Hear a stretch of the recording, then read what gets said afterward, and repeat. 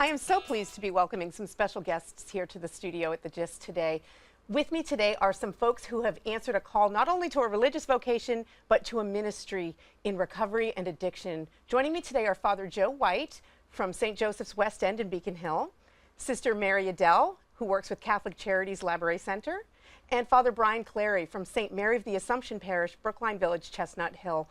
Welcome. I'm so glad you're able to be with us here today. Thank you. Thank you.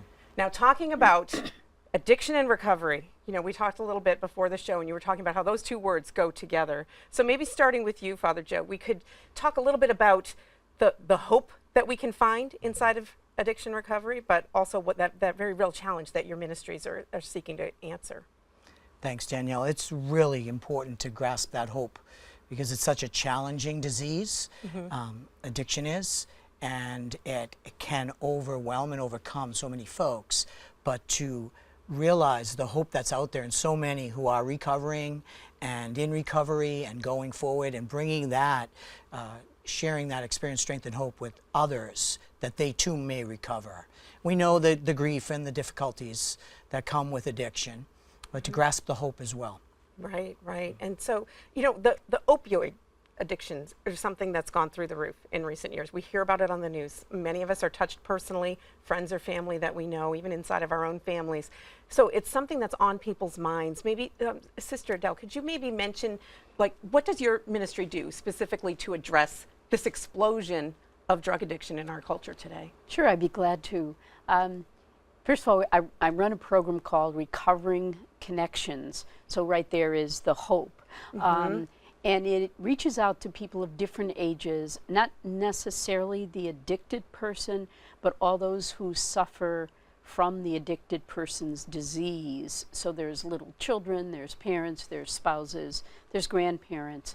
And so our idea is, and our goal is to offer specific kinds of spiritual and other types of help to let them know that there is a great deal of hope beyond recovery, no matter what kind of pain they are in for a long time as they try to figure out or survive or reach out or help their loved one who's addicted or help the children and others in the family who are seriously impacted in painful lives with this disease. There's a great deal of shame and embarrassment over it.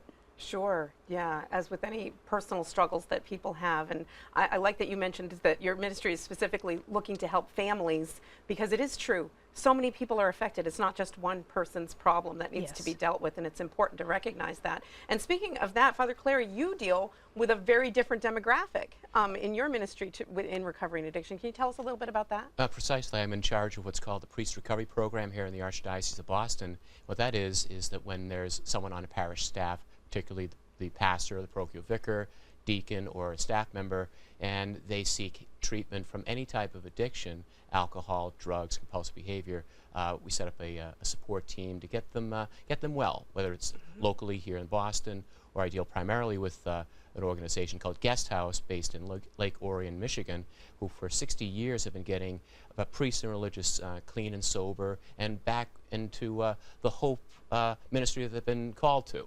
Because if they're part of the community and the parish is a family, their impaired behavior may have a detrimental effect on what's happening in the family. Now, the goal is to get them back into active ministry and the religious life better than they were when they were actively using too. Right. Now specifically what all of you do, although it's different kinds of work with different kinds of people, it does come from that Catholic perspective. So I don't know if any one of you wants to jump in and just share a little bit about what the spiritual aspect of addiction, because it's not something necessarily that our culture is ready to talk about.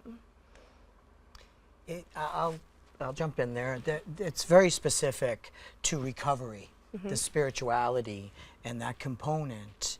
And at our parish levels and also our agencies, not just throughout the Archdiocese, but throughout the Catholic Church and what's taking place throughout the world, but specifically locally, how we respond prayerfully And I know Sister Maryadele is involved in a recovery prayer support group on the South Shore. Those are happening. I know Father Brian has been involved with the Forum in Brookline.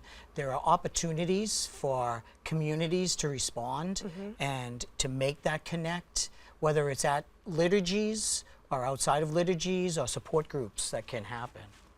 And what kind of hope are you seeing there, real quick, before we have to wrap up here? I see a great deal of hope. People that are true believers know that God is with them, even though sometimes it doesn't feel that way, and God is with their loved one that's struggling. So we keep offering that to them in various practical ways.